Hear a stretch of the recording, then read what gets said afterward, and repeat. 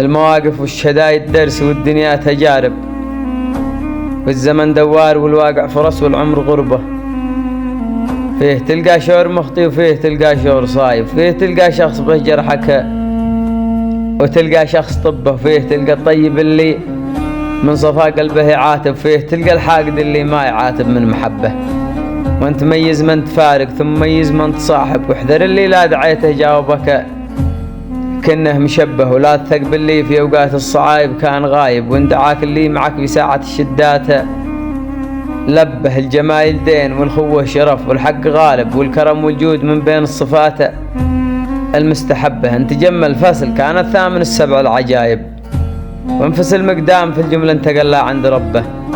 السفر والسجن والغربة تبين كل صاحب، والمساند في الظروف القاسية والمستتبة. احتمل جور المتاعب واحتقر مكر الثعالب، وابتعد عن شخص قفى صاحبه ومساء يسبه. ولا تثق بالبسمة اللي خلفها سم العقارب، والقلوب اللي توقت حقدها مثل المنبه.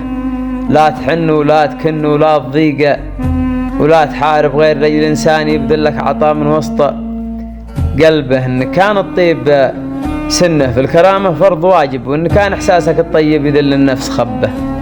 شوف حياتك فلك محفوف الخطر من كل جانب، الرياح تعاكسه والموج من شرقها وغربه. كون واعي لجل تخرجها في الوقت المناسب. ابن آدم دوم محتاج التيقظ والتنبه.